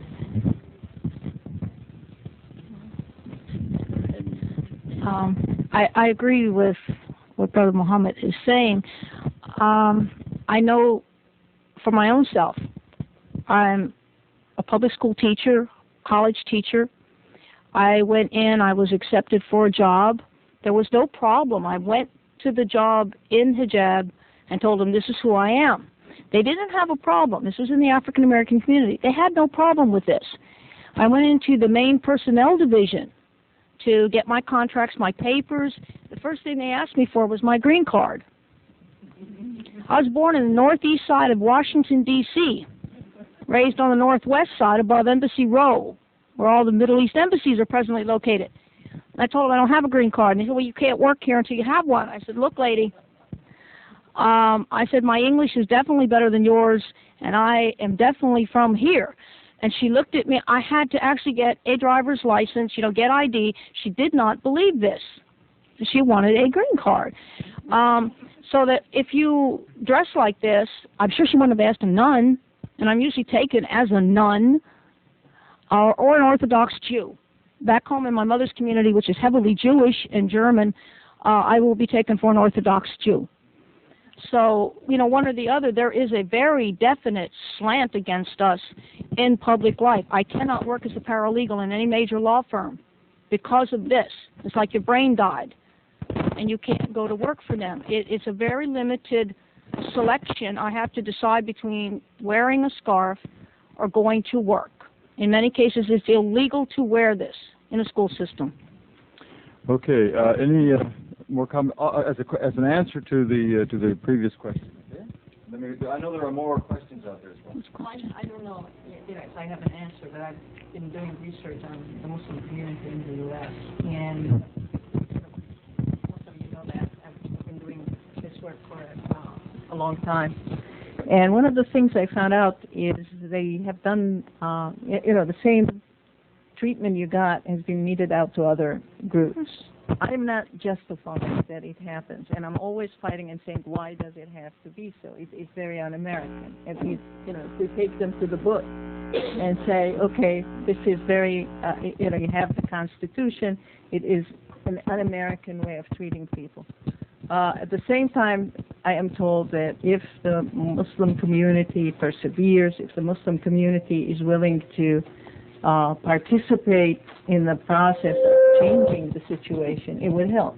And the reason I'm talking about it is that there are some people in the general community, in human rights and in the National Council of Churches, who are taking a stance, and they're always doing it by themselves.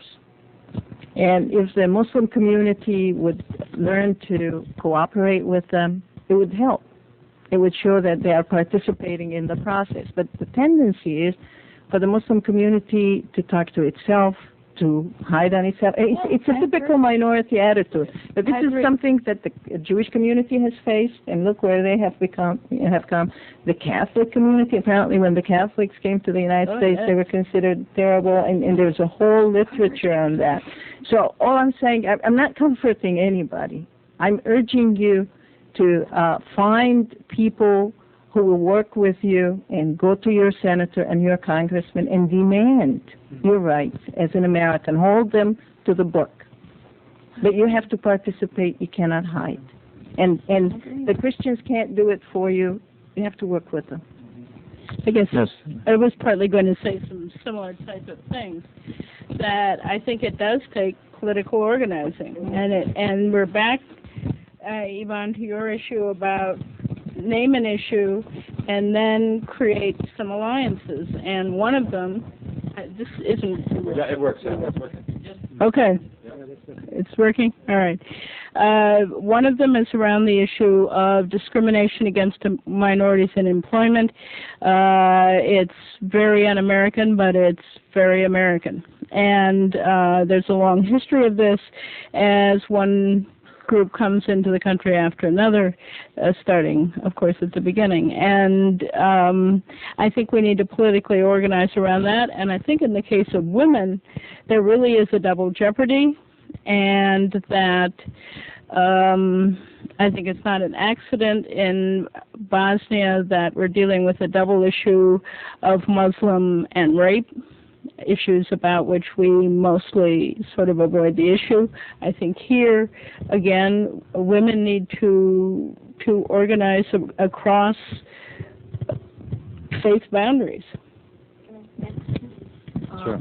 Okay. The other thing I want to add is that... hold it closer. Yeah. Okay. One of my students did her PhD thesis, and she researched everything that is in the court system, the cumulative judicial statements concerning Islam in the United States. And except for two about citizenship in the United States for Arabs or Muslims, all the other decisions have been initiated by African Americans. And there are in the books in the United States a lot of rights. For example, there was a case against one woman who was employed by TWA because she started wearing the scarf. They fired her. She got her job back. There is a case of one professor. There are discrimination cases in the courts that have been fought. Muslims have won a lot of rights. Most of it litigated, as I said, by African-American Muslims in the penal system. But it is there. It can be built on. And what we need is more Muslims who will participate. Now, to your issue, I've had other people raise another issue about Bosnia. The question is, why is Bosnia being permitted to be shown on television?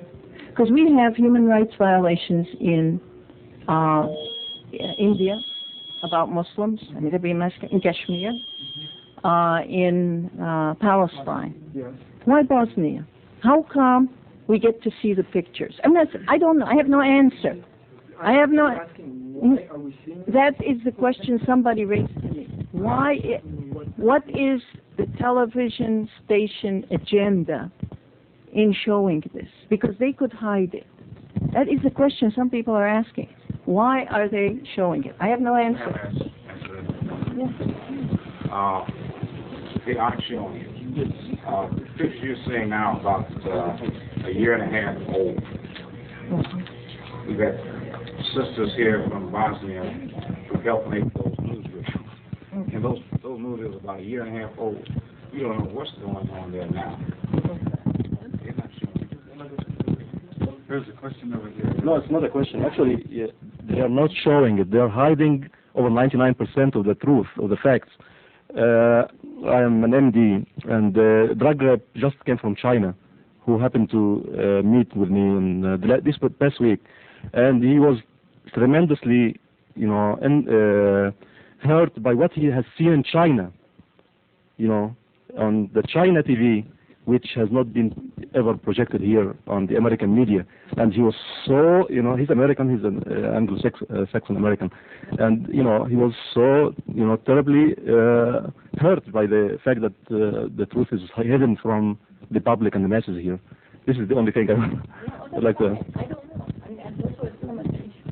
One more question.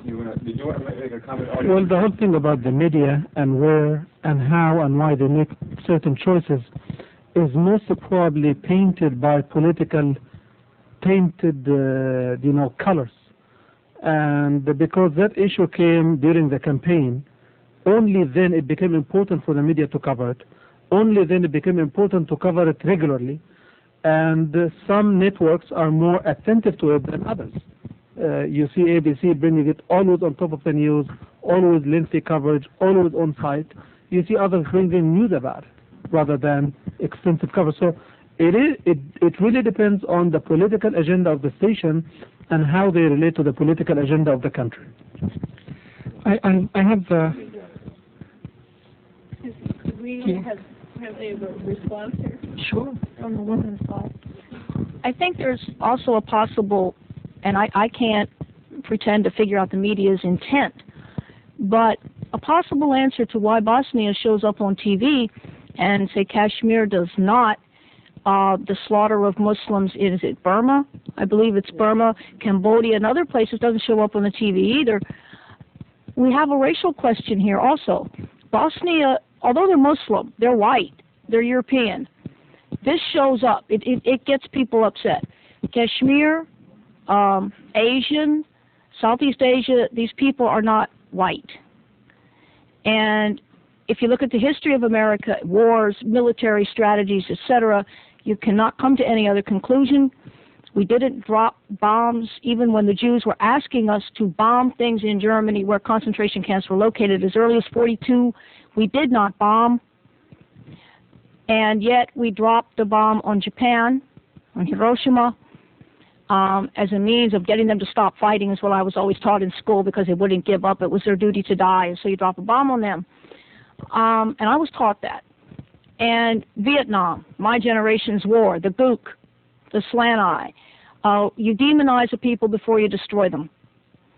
It's very hard, however, to get American majority people to demonize other white people. It's really harder to do that. They did not demonize the German. Not really. The Nazi, yeah. But really to demonize the enemy, they did not do it. But they will do it against any other cult, any other color group that is not Caucasian. And I think that's a point to consider in media presentation. Okay, a question here. Okay, I have a comment to the Iranian brother who said that he's social Muslim. I'm an American brother who never been Iranian, and he's American brother who is socially Muslim. I believe the problem here is your problem, because if you studied the history a little bit, if you spend a little bit time when you were doing non-Islamic things, and you see that the United States, one of the greatest thing about it, it's a constant in its a hypocrisy. So you are the one who mislead yourself. You waited till Bosnia happens all those years. You did not find that United States, with all that history with Israel and Palestine and Arab and Kuwait, and you needed Bosnia. This is a point against you. One point. Excuse me. Yeah. You have a question?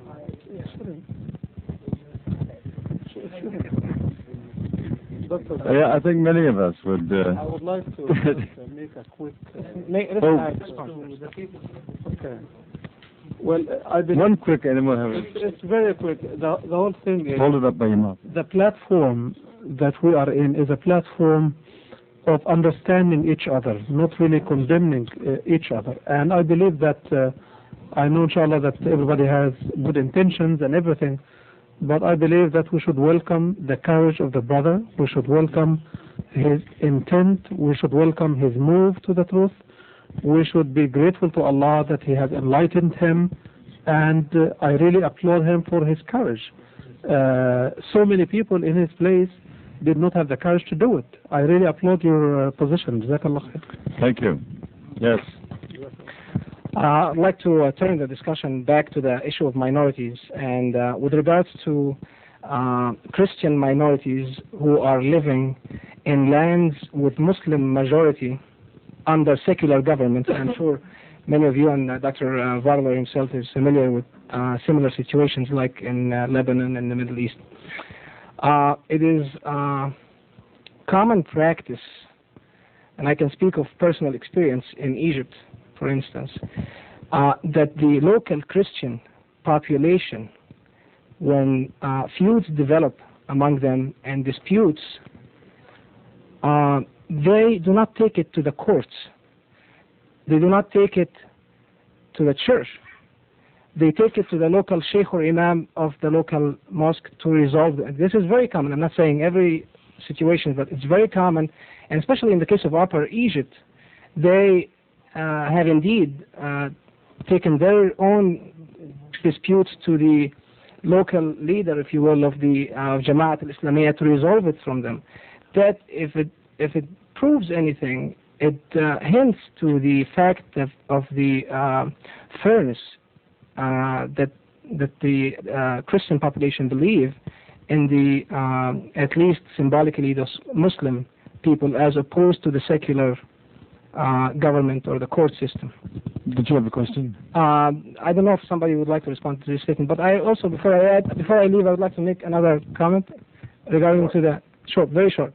With regard to the media not depicting the situation in Bosnia or something, I'd like to bring the case of Sudan, for instance. We are every now and then hearing things and seeing things on the media with regards to the situations in Sudan in terms of the misery and starvation and the human rights, etc. But it seems like the media like to play this tone often and ignore the tremendous progress that the Sudanese government has achieved in terms of social and economic progress that have been commended by the entire observer agencies in the world, like the United Nations agencies, etc. Thank you. Just behind you, yes. On the question of minorities, I just want to say that we can look at it back, as you mentioned, that most of those legal proceedings that have entered in court and opinions and decisions, a lot of minorities have done a lot. I think that what I would suggest is that a lot of Muslim-formed non-for-profit corporations and focus on employment training, and the government will support you. They will fund you and liaise with. And there will always be discrimination in this country. It will never die. However, Muslims are very competent. You are the third. You have very competitive per capita. You're one of the most educated religious organizations in this country, including Jews and so forth. So let us form non-for-profit corporations whereby you can, if a person is being discriminated upon, that corporation can, let's say it's a social action agency, can use their position to bargain for discrimination, and it could be very effective. On another hand, when you mentioned the question of why they're not showing, why they're showing Bosnia, it's an ethnic situation, and there is a poet who said the mouth is always muzzled by the food it eats. The press would only show what would make it commercialized and what would make it economical. One last thing suggestion I want to say is that I think this dialogue is very imperative at this point in your lives, and I hope that you would continue to have such a dialogue within the community. Thank you. Thank you. Yeah, just have a quick question for Dr. Bishop, and maybe Dr. Jamal Badawi makes a comment after that. I'm really curious to know how do you understand the concept of jizya, and just out of curiosity, I want to know how you understand it, and then maybe we hear a comment from Dr. Jamal Badawi since he didn't finish what he was about to say about the jizya. I think everybody here knows what jizya is, right? Okay. Is this a quiz? I said at the beginning, I'm just curious how you understand. Is it the same understanding as mine or different? You see, because I had it understood different ways at the beginning, and then when I started to read about it, I removed all my wrong understanding. So I'm curious to know whether you had the same misunderstanding like myself or not. Yeah. Well, you're waiting for me to say poll tax or tax on Christians or other minorities, non-Muslim Muslims, and I think that's the usual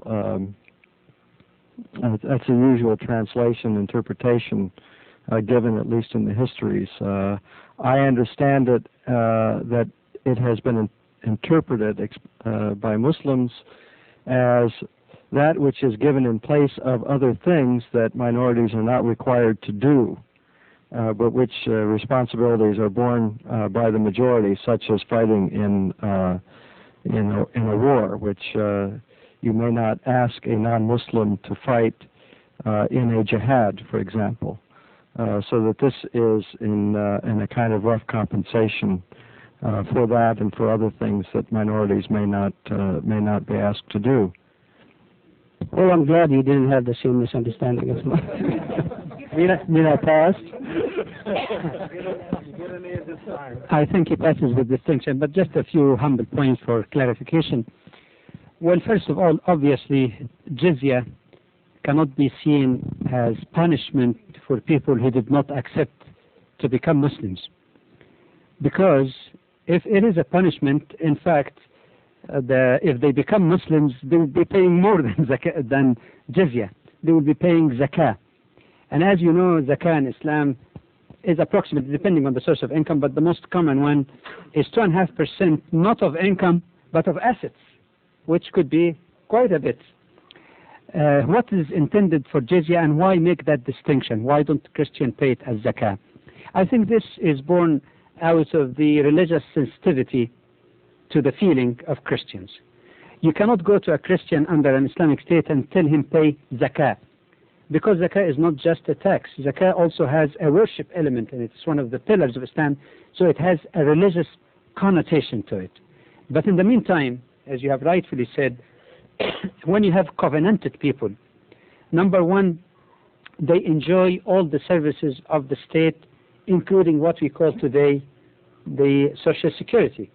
And we have an example in Medina when Umar, the second caliph, saw a Jew, an old Jew, begging, and he asked him why, and he was very upset. He said to the treasurer of the state, you might say, the minister of finance, that you should go around and look for any person like that and preserve their dignity by having a regular payment for them. So that means then both Muslims and non-Muslims under an Islamic state are entitled for those services. But where do you finance those? Just like the discussion in the Congress, where do you pay for these programs?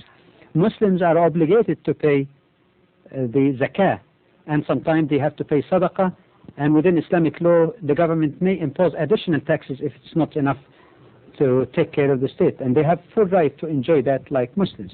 Would it be fair then that only the Muslim majority carry the full burden and the minority would have nothing? It's not for their dignity also to feel that they are freeloaders. So that's one element. The second element is that Muslims are obligated to defend, but the defense is a little different from the concept of defense in modern armies or states, nation states. Defense in Islam has a religious connotation also. It is jihad.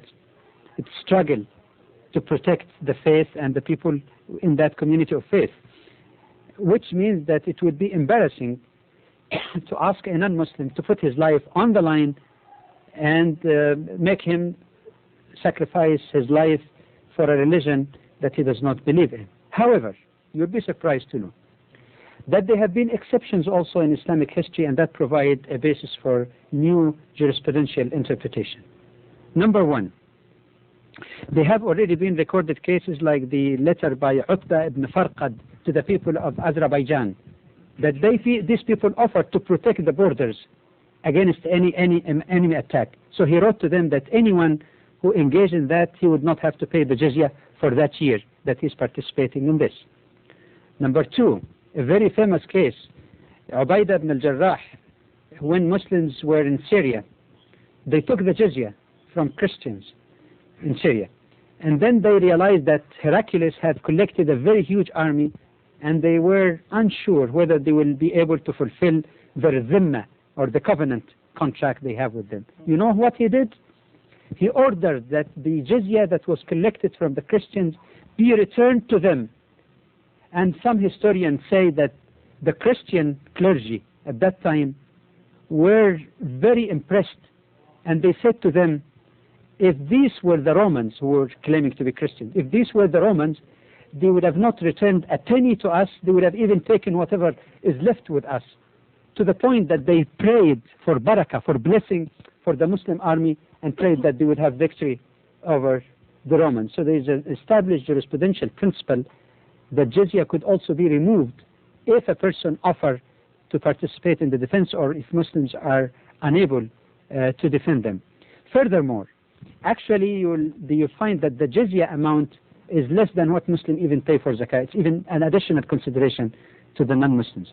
Jizya, number one, is imposed only on males, not females. It's imposed on able-bodied people, not on all people. The clergy are exempt from that. And that's amazing, because the zakah in Islam is obligation on both male and female.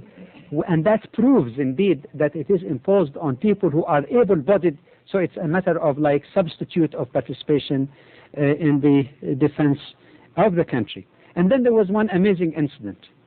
Some of the Arabs in northern Arabia, when Umar, tried to arrange for them to pay jizya, they say, we don't like jizya. We don't like it. To them, in their Arab background and culture, they felt it is humiliating for them. Umar asked them, how do you want to pay? Say, we want to pay it as sadaqah, as charity. He accepted that from them if the term is offending to them. See how much even accommodation could be added. And finally, one more point. Jizya is not a matter of belief or absolute cornerstone of Islam. And there are modern Muslim jurists today who say that if there is no need even for collecting it, there's no need for it. In modern systems, for example, when Muslims pay zakat, and the state might impose on top of that some additional tax on both Muslim and Christian, we don't have to be too dogmatic saying, oh no, these are the Zimmi people, they have to give jizya an yadin wa hum saghirun, with the interpretation that was explained earlier. It was very erroneous what saghirun really means. So I think once we look in the jizya in the proper context, it would be even more than one final last question. This is oral tradition at its best, Actually, one is a short comment, and actually the other one may be a short comment, but I'd like them just to respond. First, with regards to the issues of, for example, what's going on in Bosnia and the Gulf War, going back a few years to the Gulf War, I should say clearly that in our community we worked with a number of Christian groups, and they were quite active in opposing the war. We were invited to a variety of churches from different denominations, and the empathy that they felt and the anger and fear and everything that was inside of them was, I think, something similar to that experienced by Muslims. And I would even go so far as to say some of them were working so hard against the war that they put many Muslims to shame by their works. So I think that should be made clear. And I think that even now there are people who are doing that. The problem with that is that it didn't translate into public action. That although there were people in the churches who were quite involved, it didn't translate into the community. And of course, the concerns that it raised was why weren't the religious communities able to do something about it? And in other words, why did the religious communities fail to achieve the objectives of convincing their co-religionists, of their followers, to do something by not going to war, or by, for example, lifting the arms embargo or something to that effect? And that became a big issue. And, of course, that's something that I cannot answer. I think that, especially in this country, a lot of the Christian communities are questioning that themselves. Why, when there's an issue that needs to be raised, what can be done about that?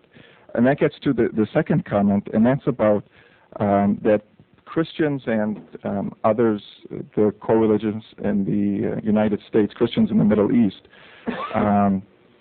are concerned about the survival of Christianity in, let's say, the Middle East.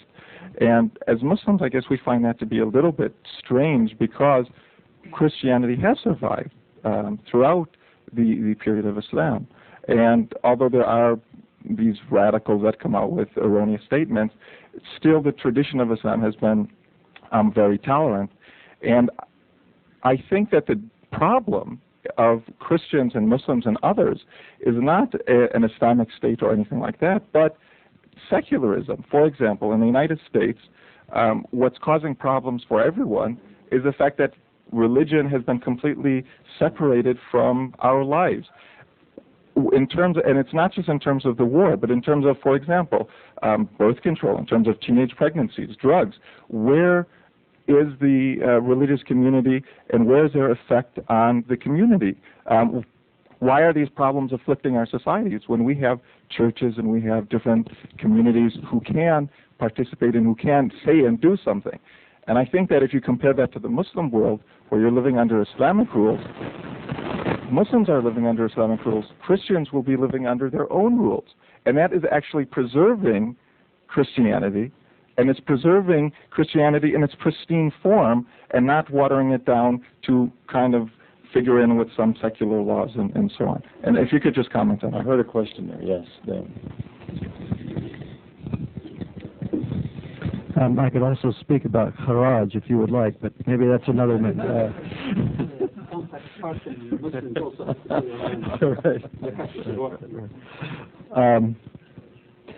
No, I think that's an important question. I would like to, it's probably too late to open this question, and I guess I won't open it, but just make a comment about secularism, because I think we mean different things when we say secularism. I think there is a secularism that is an ism, which is a belief in the secular. I mean, it is the belief that religion really ought to be banished into its own little corner and may be visited with respect periodically, but shouldn't be taken seriously. And I think that's the kind of secularism you were referring to. And I think that is an affliction that both of us, if we speak of Muslim and Christian sides, that we both face. And it may account for that phenomenon of why it is that the churches were not able to translate their principled opposition to the war into effective political action, because of the belief that the churches, in some places, that the churches shouldn't get involved in such things. Right? But I think that there is another way to look at secularism, and I haven't found another word, but maybe that it ought to be secularism 1 and secularism 2, which is that secularism, when it works well, does not discourage religion, but provides a place where different communities can witness to their belief without fear of having their rights violated by others. Because I think that it's not the absence of values, but it provides a full opportunity for values to be expressed and for those values to be discussed within the society. I'm afraid that secularism 1 has prevailed, but secularism 2 is up to us in this society to witness both. Sometimes sometimes we disagree with each other in what we believe. We had some disagreements this morning and this afternoon, I would guess. But also that there are a lot of things that we agree on, and we ought to be able to witness together to those things that we agree on within the secular environment. I would like to have a very brief comment on the first part of the question, which was related to making an alliance with peace-loving individuals, church groups, and others at the time of the Gulf War. And the comments that Ms. Jeans, who left earlier, had about American military involvement elsewhere in the world and the atrocities that it brings about reminds me, on a little bit of a lighter note, of a bumper sticker that I have read once that said, "Join the army, go to exotic places, meet exciting people, and kill them." But to a large extent, that is funny yet revealing. The colliding or making an alliance with others for Muslims is definitely a positive step that is part and parcel of the teachings of Islam in terms of things that we commonly agree on, especially for the common good of the society. However, when you refer to why the religious community in the West, or maybe in America, did not do as much to fight this, that, and the other, it seems like we lump some the religious community in one category, and I don't think it's absolutely correct. There is some correctness to it, but however, there is also divisiveness within the religious community, even the Christian religious community in the West. We know, at least for a fact, that Billy Graham was almost on a daily basis with George Bush at the time of the Gulf War, encouraging him, supporting him, strengthening him, even to the very last day of his presidency. Billy Graham is not just a person, he represents an entire religious community in the West. So a lot of factors come to play and must also be taken in consideration. Thank you. Thank you. Well, it's 8 o'clock. There is a play going on about the rape of the Bosnian women.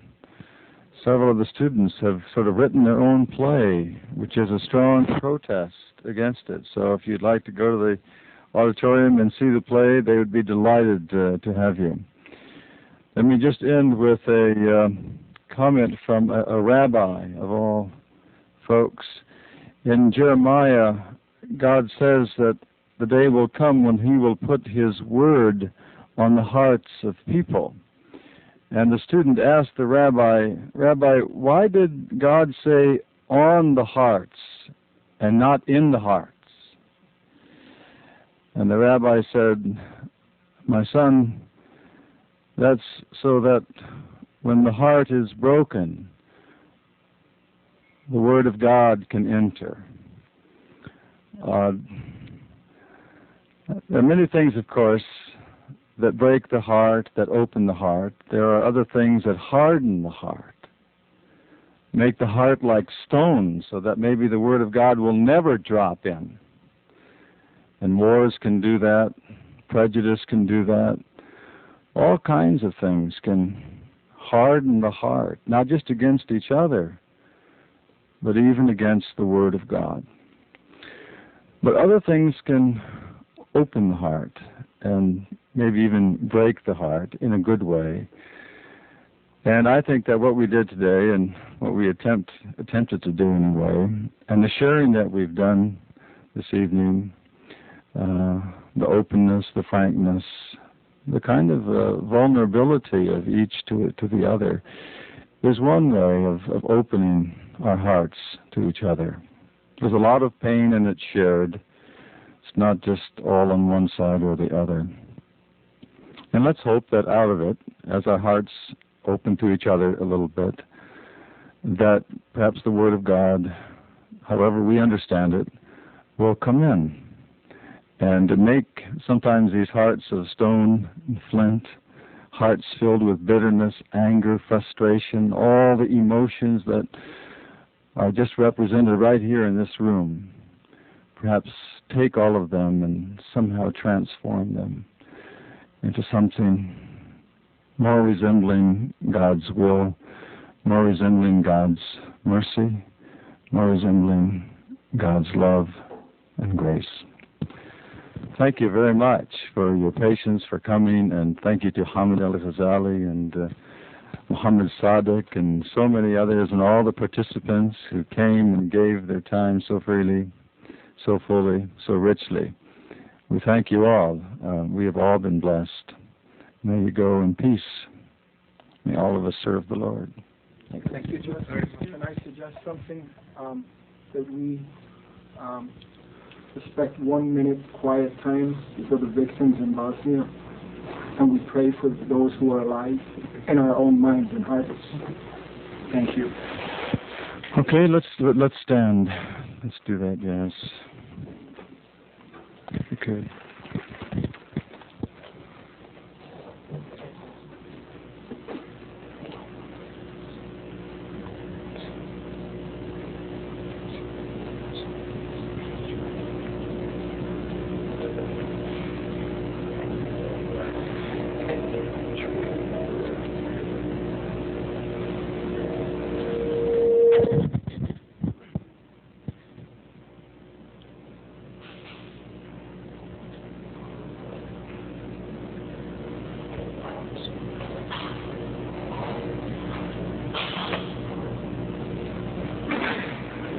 Lord, in your mercy, hear our prayers.